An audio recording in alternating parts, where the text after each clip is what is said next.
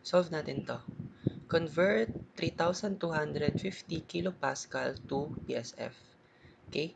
So, itong kilopascal na to, ang ibig sabihin nito ay kilonewton per meter square. Since ang pascal, newton per meter square yan. No? So, rewrite natin. So, this is 3,250. Kilopascal is kilonewton per meter square. So, i-convert natin siya to, okay, so sulat niya natin dito, no? Ito ay kilonewton per meter square. Yung PSF naman, yan ay pound per feet square. Kaya PSF pound square feet. Okay, so nakalista rin naman lahat yan dito, no? Okay, so to convert this, no, so yung kilonewton sa madaling sabi, kailangan natin siya gawing pound. Then yung meter square naman, kailangan natin siya gawing feet square. So para magawa yan, kailangan natin ng mga conversion factor. So para kay kilonewton, para magawa natin siyang pound, kailangan natin ng mga conversion factors. No, so since alam natin na ang isang kilonewton equal siya sa 1,000 newton. So gagamitin natin 'yan. And then yung newton, paano natin siya magagawang pound, gagamitin naman natin 'to. So ang isang pound equal siya sa 4.448 newton. Sige, yun muna yung gawin natin, no. So gawin natin itong kilonewton na 'to, convert natin to pound. Okay, so multiply mo 'to by a fraction. Okay. Okay, ang una mong gawin, convert mo muna yung kilonewton to newton. So, gamitin mo to. So, ang ilagay mo sa ilalim is yung kilonewton. Okay, yung 1 kilonewton para makancel siya. At ang katumbas ng isang kilonewton ay 1,000 newton. Yun yung ilagay mo dito sa ibabaw. Okay, ngayon, newton na yung unit natin. So, convert mo to pound. Para magawa yon, gamitin mo tong conversion factor na to. So, multiply mo to by a fraction. Okay, so this time, sino ilalagay mo sa ilalim? Yung 4.448 newton para makancel tong newton.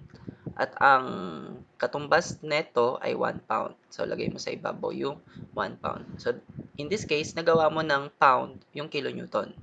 Okay, so okay na tayo doon.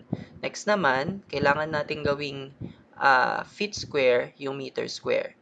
So, as we know, ang isang metro ay katumbas niya 3.28 feet. So, gamitin mo tong conversion factor na ito. So, multiply mo to by a fraction. Okay, using yung conversion factor natin, ang kailangang ilagay mo sa ibabaw is kung ano yung gusto mong makancel. So, 1 meter.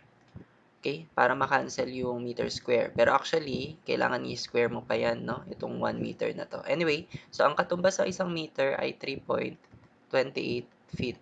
Okay, so again, naka-meter or naka-square yung meter natin dito. So, para makancel mo siya, kailangan naka-square din to. So, kailangan ito ay maging meter square, tapos feet square. Okay, so sa labas mo siya i-square.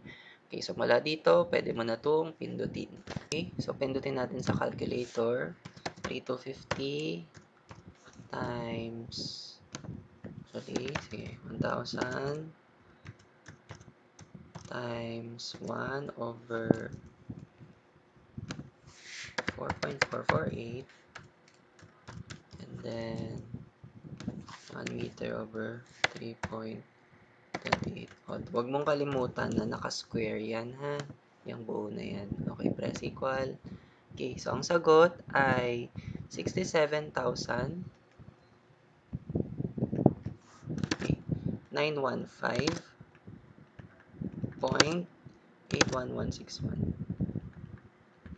So, ang katumbas ni 3,200 kilopascal ay 67,915.81161 PSF or pound per square foot. Okay, so this is already the answer. So, try mo rin mag-convert, no? Convert mo tong 2,500 megapascal to KSI. So, dapat mapalabas mo itong sagot na ito. Okay.